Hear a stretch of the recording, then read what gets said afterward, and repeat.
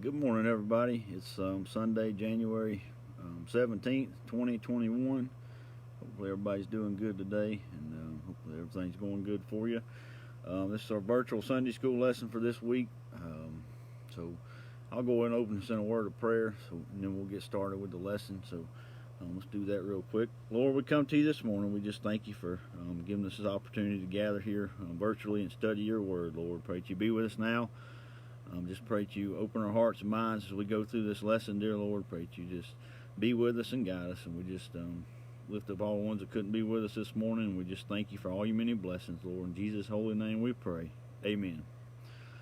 All right, so last week we continued talking about prayer as we have been for the past several months. And we've been talking about specifically how God answers our prayers and how we should respond to His answers and how we should react. We've been looking at a bunch of examples in the Bible about how people reacted when God or when God answered their prayers, yes, and how they reacted in their actions and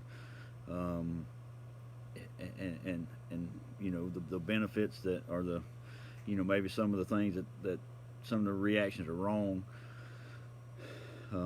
So anyway, we've been specifically just talking about how we should respond and looking at a bunch of examples when God answers prayer. Last week we specifically looked at Jacob. We were looking. Remember, Jacob was in Haran with Laban, his father-in-law, and he'd been working there for 20 years. And if you remember from a few weeks ago, he had left the land of Canaan because his brother Esau was going to kill him, or wanted to kill him because of the how he did wrong to him, and he mistreated him, and remember he tricked his brother into giving him his birthright, and then he tricked Isaac, his dad, into giving him Esau's blessing. So Esau was mad about it. He wanted to kill him. His mama heard about his plan, so she started trying to figure out how to get Jacob out of there, and their plan was to send him to Laban's to get a wife. And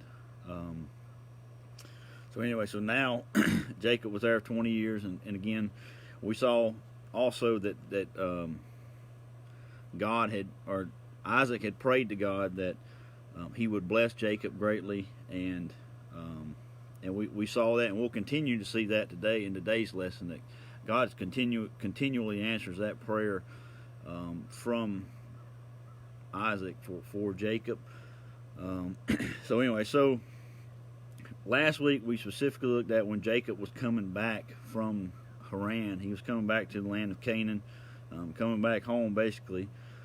And what happened was, he knew when he left, the last, I guess, relationship he had with his brother was his brother wanted to kill him. So now, he's kind of, that's probably, and mentally that's probably what he's thinking.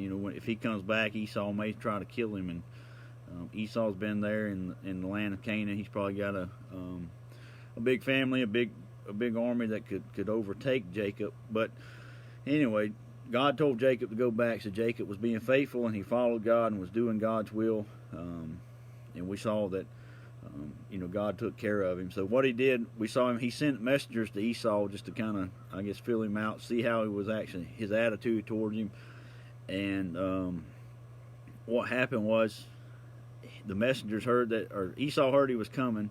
The messengers come back to Jacob and said, we told Esau you were coming back, and he's coming now with 400 men. So Jacob got kind of worried, and he was afraid because he thought maybe Esau was bringing all his men to overtake him and to kill him like he wanted to many years before. But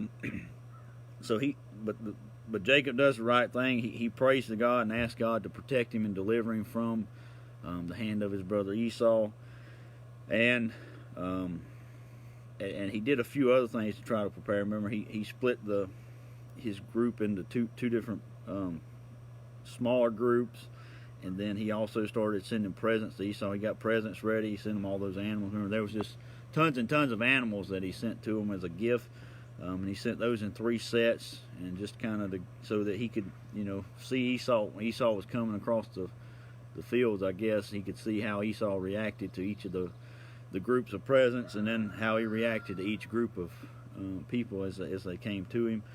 And he even sent his wife and kids away to try to protect him. And we talked about how, that's likely that, God didn't direct him to do these things, but this is things that, mentally and as people we're going to probably try to do to prepare and take care of these things ourselves. And like we talked about, it's likely, God let him do these things just so that, he could eventually see. And that's what we talked about. Esau told him that, I don't want your presents. So we know there that all the presents that he sent Esau didn't do any good. It was all God that basically kept him safe from Esau. So anyway, so he sent him away. And then in Genesis chapter 33, we actually see Esau and Jacob reunite, and we see that Esau didn't try to kill him. Esau, they were happy he was happy to see him. They hugged each other and kissed, and they cried with happiness that like we talked about, it had been at least 20 years since they had seen each other. So anyway, Esau was happy his brother was home, and he'd forgotten all about how he wanted to kill him, and so he wanted to help him, and he offers to help him get all of his stuff back to the land of Canaan and all that stuff. I don't know if we read that part, but the rest of that chapter, Esau's trying to help him get his stuff back, and Jacob says he doesn't need his help, or that he's got his family with him, and he doesn't want to push them too hard, so he's just going to kind of take it easy and go and find him a place to make a home. And that's what happened. Esau goes home, and Jacob goes and sets up his home there in the land of Canaan. And that's where we stopped at last week. So we saw Jacob prayed for God to protect him from Esau, and we saw God answered that prayer. Yes, he protected him. Actually, I think it was a better reunion than Jacob could have imagined. He was just happy that Esau didn't want to kill him, but when Esau was happy that he was home, I think that's just more of God's blessing and some of that little extra stuff God does. When we ask him for something, sometimes he goes above and beyond, or most of the time he goes above and beyond. So, which is what we'll see. I don't know if we'll get through it all today, but we're going to see I guess the effort and the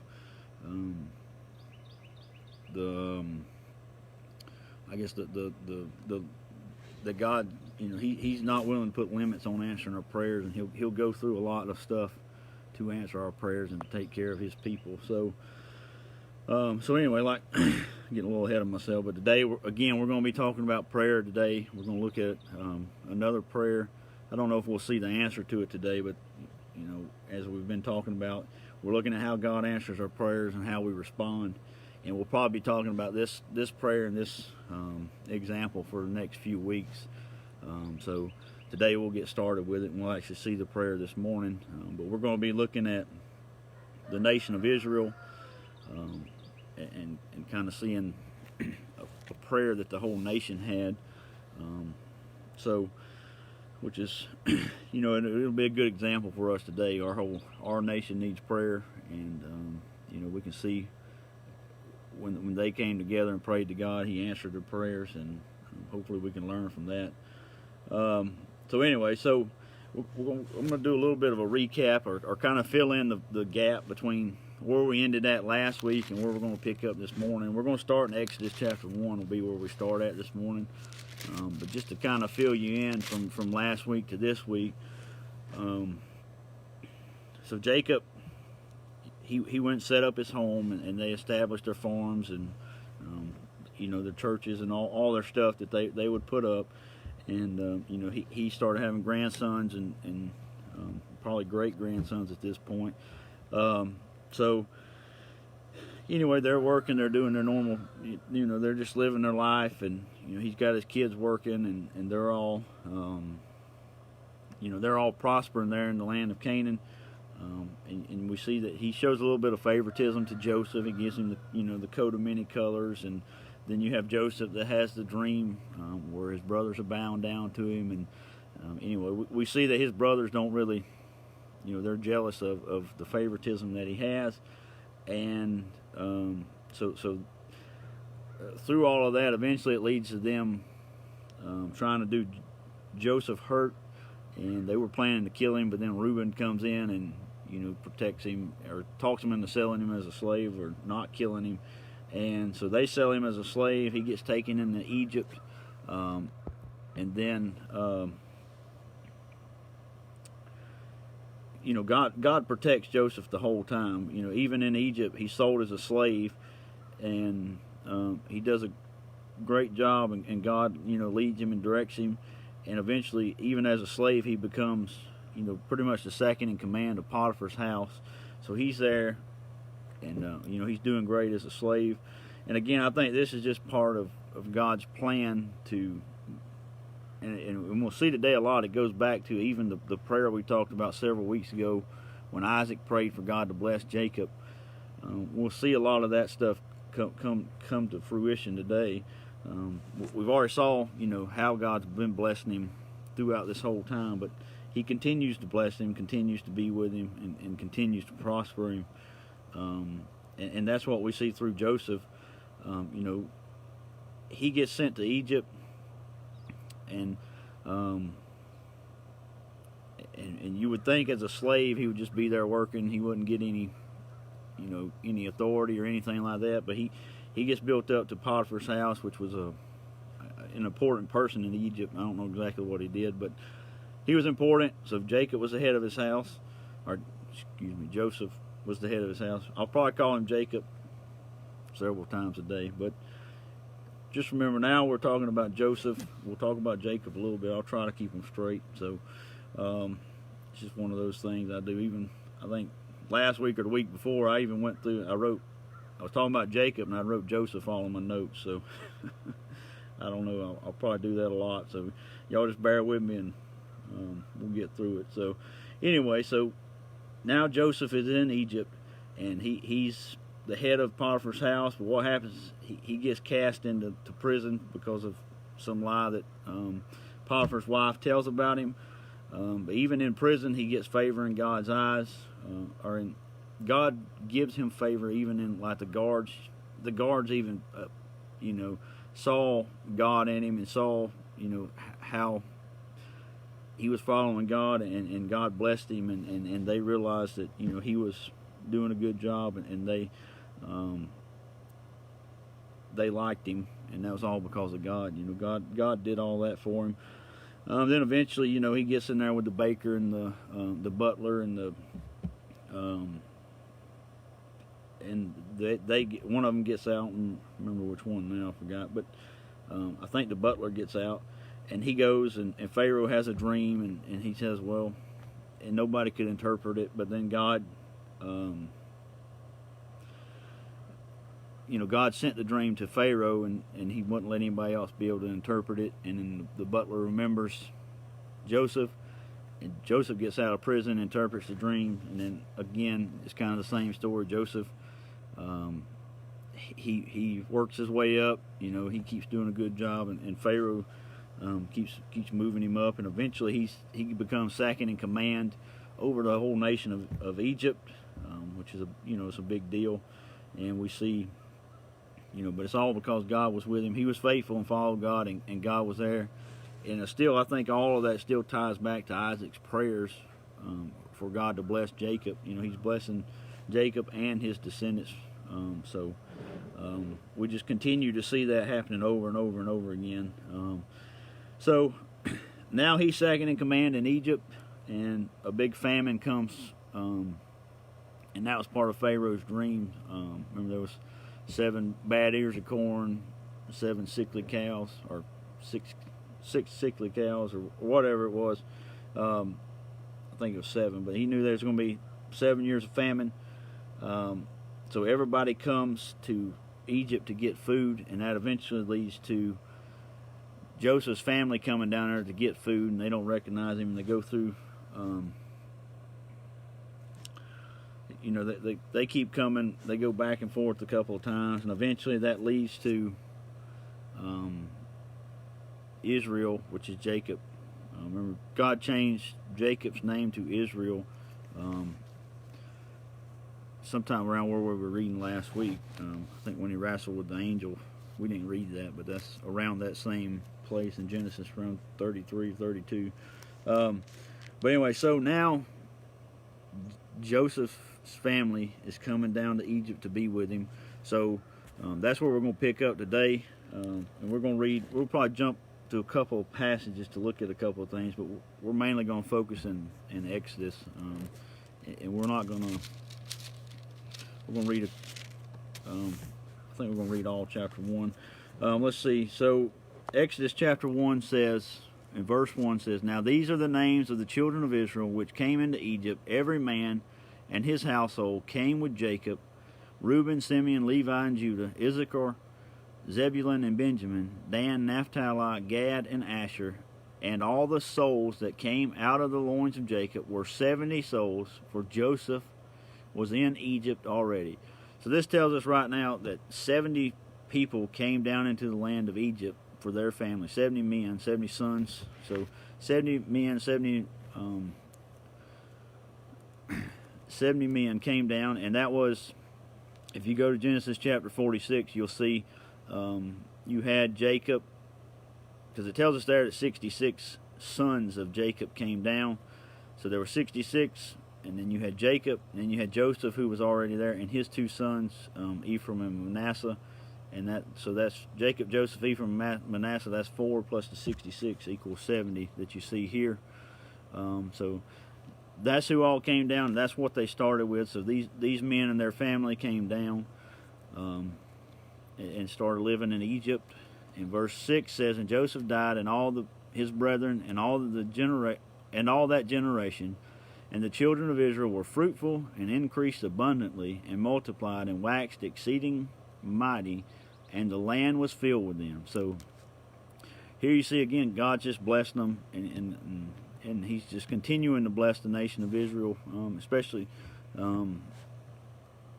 at this time, because they're being oppressed. So He's blessing them, which we'll see today. You know, the more they get oppressed, the more God blesses them to show that He's with them and that He's protecting them. So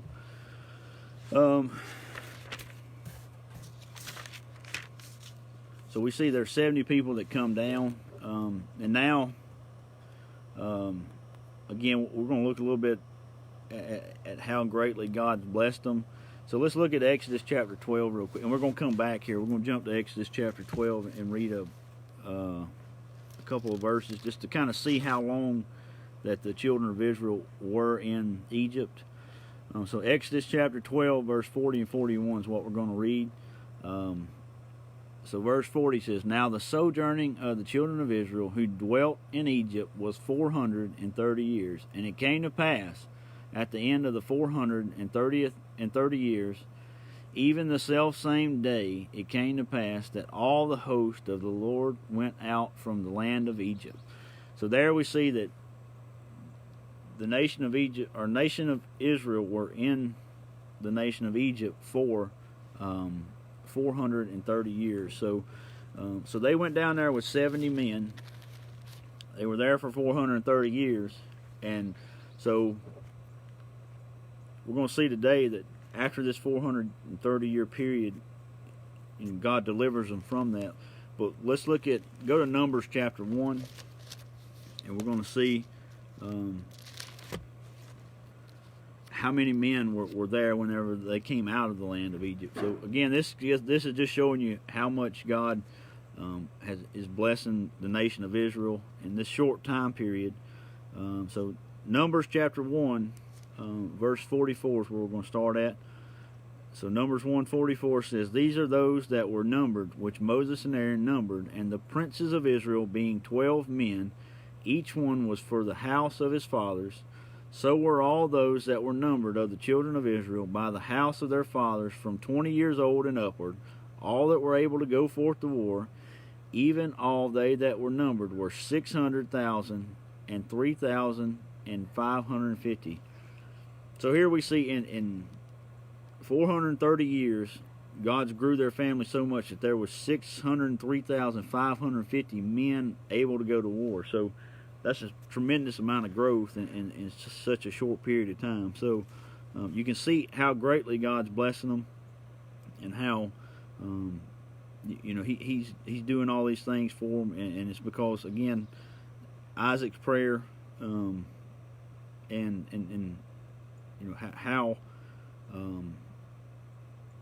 how they were faithful and served God and followed Him. So He just continued to keep blessing them. And one thing I thought about that this week. Let's go to James 5:16 and read. We're going to read one verse there, and we'll see. We see this verse in the New Testament. So James 5:16. That's what we're going to read.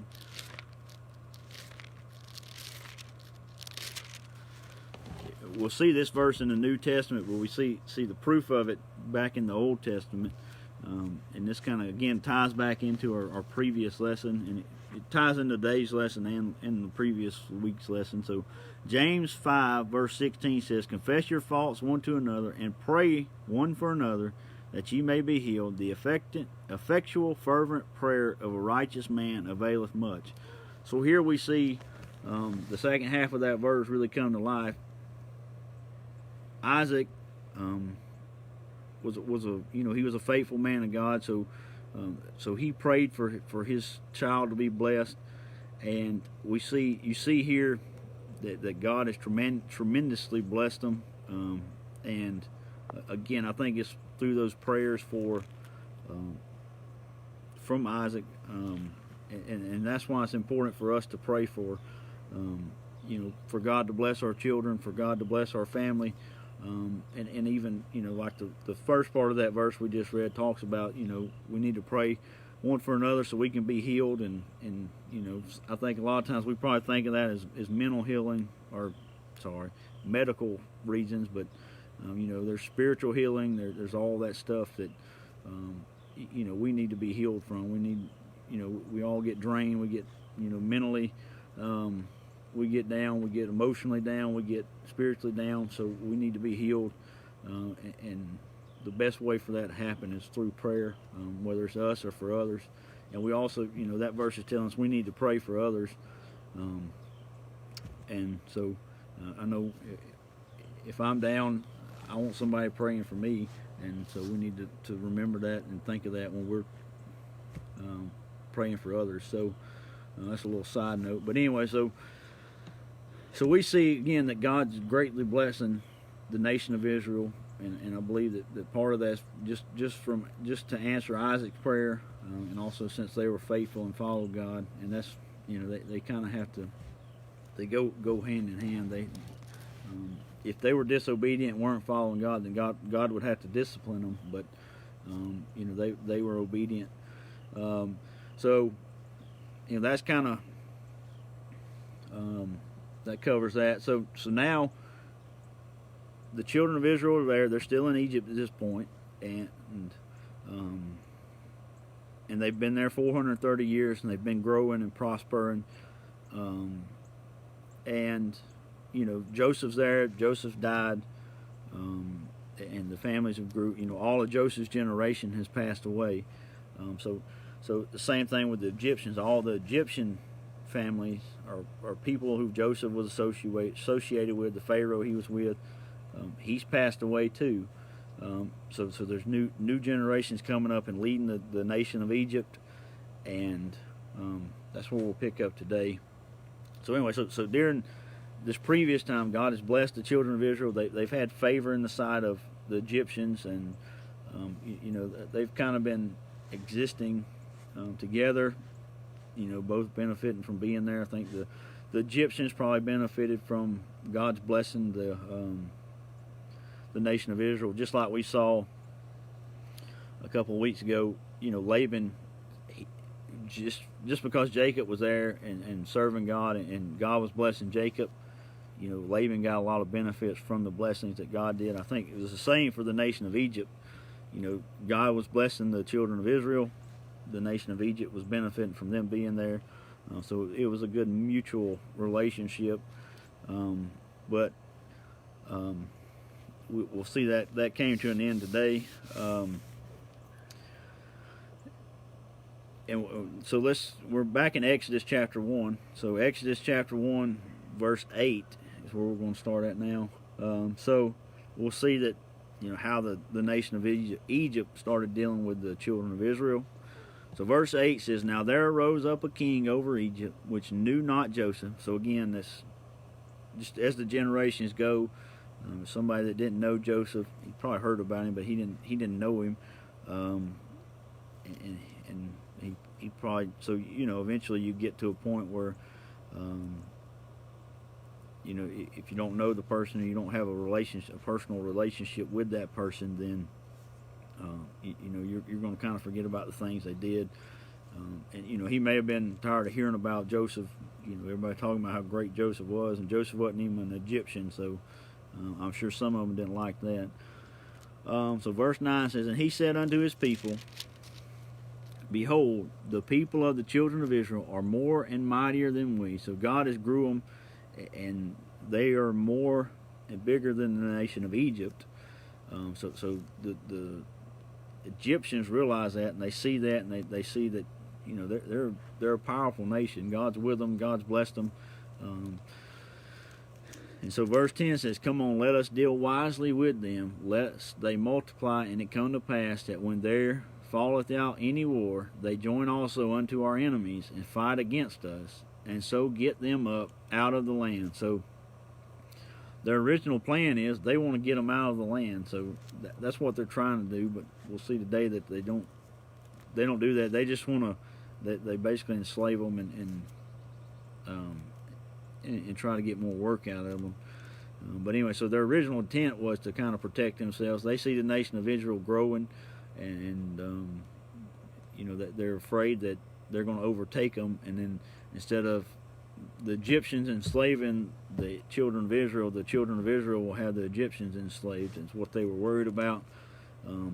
But anyway, so they start trying to figure out how they can get rid of them, how they can protect themselves, I think is the biggest thing. So verse 11 kind of shows what happens. So it says, "Therefore they did set over them taskmasters to afflict them with their burdens, and they built for Pharaoh treasure cities, Pithom and Ramesses." So here they basically put, maybe up until this point, the children of Israel, they were kind of doing their own thing. That they probably had a certain thing they had to do for the Egyptians, and the Egyptians were probably letting them head it up, letting them take care of it, letting them lead it. But now, at this point, when they realize that they think the nation of Israel is a threat to them, now they say, "Well, we're going to put people over you. You're not just going to run around and do your own thing anymore. We're going to put people over you. They're going to tell you what to do, and you're going to listen to them." And through that, they built these cities, and it says treasure cities. So to me, that sounds like it's something big and elaborate and something complex. So it took a lot of work, and the children of Israel did it all at the direction of the taskmasters. So verse 12 says, "But the more they afflicted them, the more they multiplied and grew." So here, the children of, or the nation of Egypt is trying to oppress the children of Israel, but again, God is there with them, and the more they oppress them, the more the children of Israel multiply. So the more the world tries to take stuff away from them, the more God blesses them. So that's a pretty good example for us today. We need to remember that there's nothing that the world can do to us that God can't protect us from. So no matter what we go through, and again, we may not see the benefits from that here. It may be a heavenly benefit we get to later. He may be multiplying us in heaven, not on earth. Sometimes it's probably a little difficult to think about those things, or we get sidetracked from it and think that we are expect something here. But our rewards, it's better for us to have rewards in heaven than rewards on earth, because any reward we have in heaven will be eternal. Anything we have on earth is going to stay here when we go. So it's better to have heavenly rewards.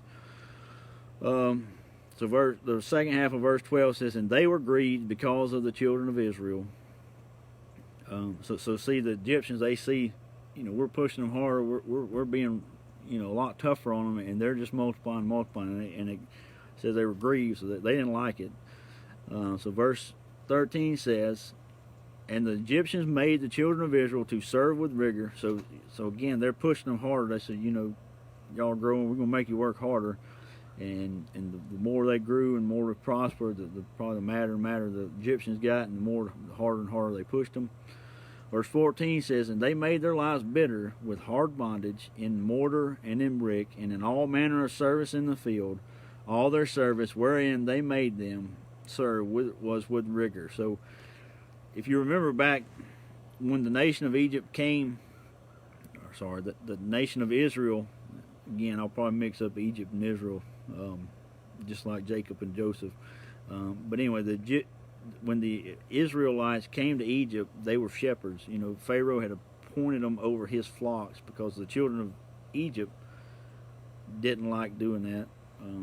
They didn't think that was honorable work or whatever. But you know, God, the nation of Israel was good at that. So they took care of all that. But now we see they're doing other stuff. They're making them make bricks. So in that 430-year period, they went from having to take care of all the flocks to now they're making building materials. They're doing their service in the field. They're doing all the construction because they built these cities. So you just see they keep giving them more and more to do and appointing and making them do more and more work.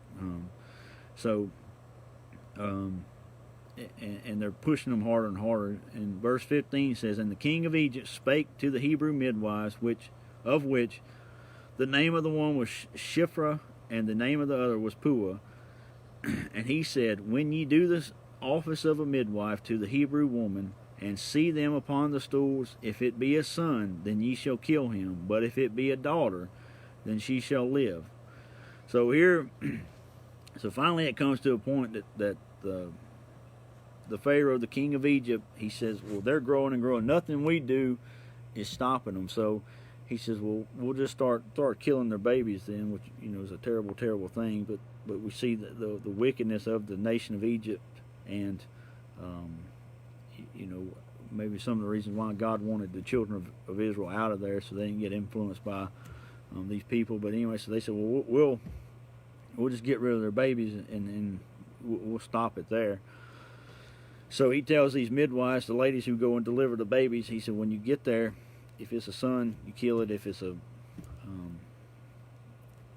daughter, you let her live. And verse 17 says, and again we see God blessing the nation of Egypt, and this is how, or the nation of Israel. Sorry, I mixed them up again. But the nation of Israel, God blesses them again right here. It says, "But the midwives feared God, and did not as the king of Egypt commanded them, but saved the men children alive." So here they were commanded to kill the children, or the male children, but they feared God more than the king, which is, you know, that's a very good thing. We need to fear God above anything else, and do what God tells us to do, not what man tells us to do. Verse 18 says, "And the king of Egypt called for the midwives, and said unto them, Why have ye done this thing, and have saved the men children alive?" So here we see the king of Egypt, the guy who's wanting to kill all these babies. Now he is, he finds out that they're not doing what he commanded them to do, and so you'd think here that, you know, he's gonna kill these two midwives for not listening to him, or cast them into prison, or do something to punish them because they didn't do what he said.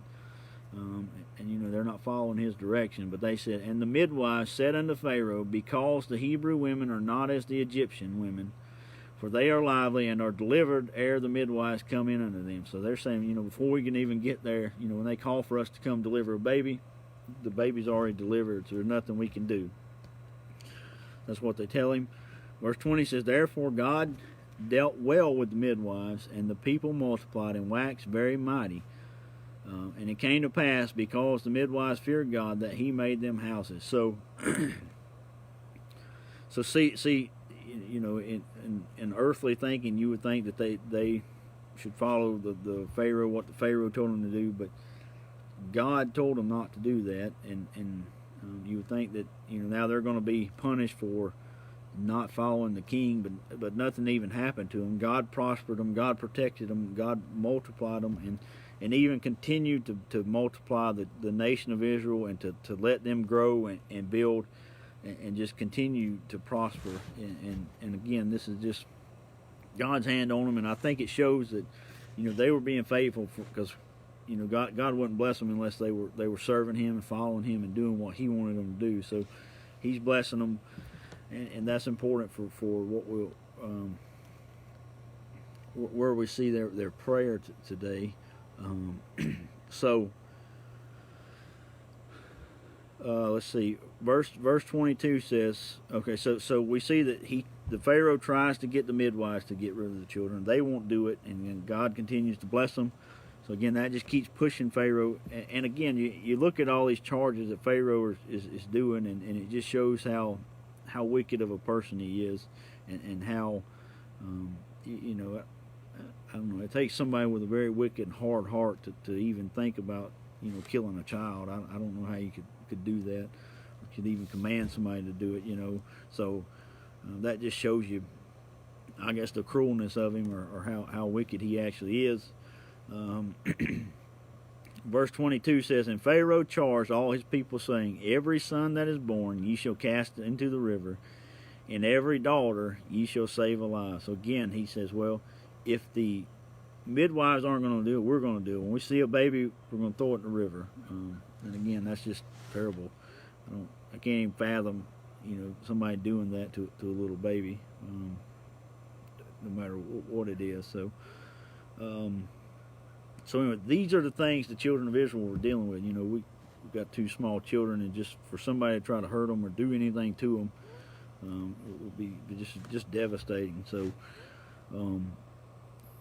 anyway, this is what the nation of Israel was dealing with when they were there in Egypt. So they were being persecuted, they were just being oppressed, and they were facing it at work. They were being pushed hard at work. Now their home lives, their people are taking their babies and killing them. And it's just terrible. So now we see all this stuff they're going through, and we're going to skip some verses. We're going to read a couple verses at the end of chapter 2, Exodus chapter 2. But what we see, and this will be important to the next passage is talking about Moses, when Moses was born. So Moses was born, and his mama hid him for 3 months, as long as she could, and then it came to a point where she couldn't protect him, hide him anymore, so she put him in a basket and covered him and put him in the river that way instead of just throwing him in there. And what happened, most everybody's probably familiar with the story. So anyway, he's in the river. The Pharaoh's daughter comes down to take a bath. She sees the basket. I'm sure he's crying, screaming his head off. So she probably hears it. They get the basket out, and then, of course, Moses' sister there, Miriam's there, and she says, "Well, I know a Hebrew woman that can take care of the child." So she goes and gets Moses and mama, or their mama, and they come back, and the Pharaoh's daughter, she says, "I'll pay you to take care of this child." So now she's getting paid to raise her kid. So again, she's following God and serving God, and God blessed them and protect them through it. But Moses will be important next week. You'll see that's who God's going to use to deliver the nation of Israel, or to lead the nation of Israel out of Egypt. It's basically the guy on earth who God's using. So anyway, we're going to see a lot of, again, the effort that God takes to answer the children of Israel's prayers, all the stuff He does to accomplish it. And Moses is important because he dedicates, basically Moses' life is to deliver the children of Israel out of Egypt.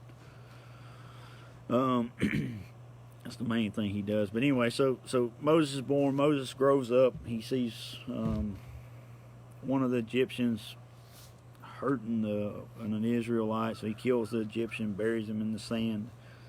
Then the next day, he didn't think anybody seen him. The next day,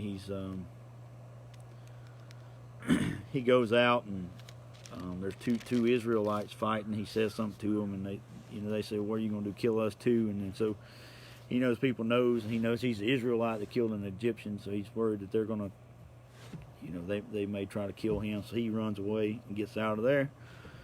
Then he goes to what's it called?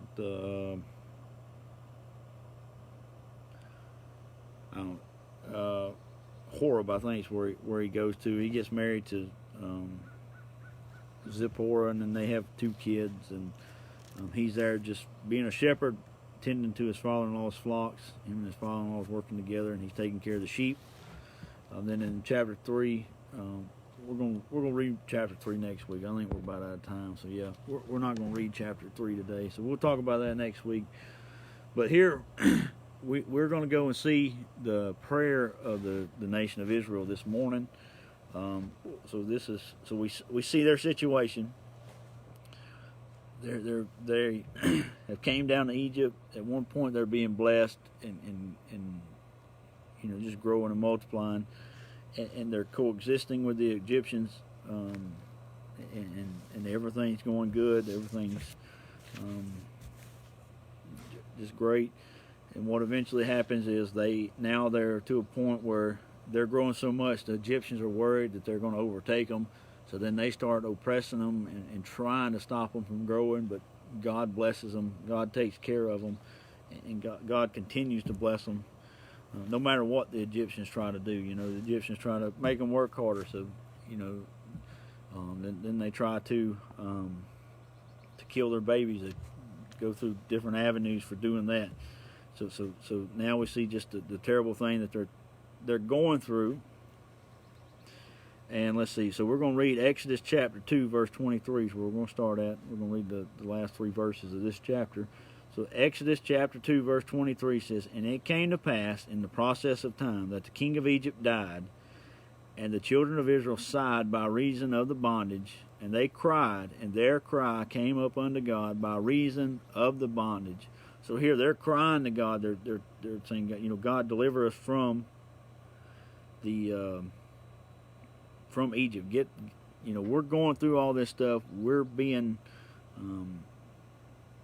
worked harder. Our children are being killed. It's terrible, terrible. So they turn to God and cry to God and ask God to deliver them from the bondage. In verse 24 says, "And God heard their groanings, and God remembered his covenant with Abraham, with Isaac, and with Jacob. And God looked upon the children of Israel, and God had respect unto them." So here we see the nation of Israel, they pray to God and ask God to deliver them from the slavery and the bondage and the difficult stuff they're going through. So they're asking God to take them out of that and protect them. Well, they don't specifically ask him to take them out of. They ask him to protect them from the bondage. We're all familiar with the story probably that what happens is God he basically takes them out of the nation of Israel. So that's how he answers their prayer, and we're going to develop through that the next couple of weeks and look at more of the things that God does to protect them and to deliver them. So I think we'll stop there for this week. That's probably a good stopping point. We'll pick back up next week, and we'll look at. So we see today that that God blessed the nation of Israel. Again, I think that's more answers of Isaac's prayer, and because of their faithfulness, and he answered their prayer, answered his prayer. And they were faithful and just continued serving God and doing what God wanted them to do. And now they get to a point where, God's still blessing them, but the situation they're in, they're still having a hard time. And again, I think that's a good lesson for us today. We can be in God's will and doing what God wants us to do, and the world can still be against us and doing things to us. But God's still there to protect us, and we need to do like the children of Israel, turn to God and pray to protect us and take care of us and deliver us from whatever we're going through. And we'll see, again, in the coming weeks, we'll see all the things that God does to accomplish answering their prayer, and how he delivers them from Egypt. And again, we'll see how, and we're going to look at their reaction to it, how they, they didn't do exactly what they should have done. So hopefully we'll learn from that. But we're going to stop there this week. I'll dismiss us in prayer. Hopefully everybody will be able to come to church with us this morning. If you're if you're here locally, you can come and join us. If not, we'll see y'all again next week for Sunday school. So anyway, I'll dismiss us in prayer, and hopefully we'll see everybody either later this morning or next week. So, dear Lord, we come to you this morning. We thank you for the lesson you gave us. Thank you for just guiding us through your word, Lord, and giving us your word to study. We just pray that you be with us now as we go to church, and pray that you just bless our services this morning and just let everything go according to your will. And we thank you for all your many blessings, Lord. In Jesus' name I pray. Amen.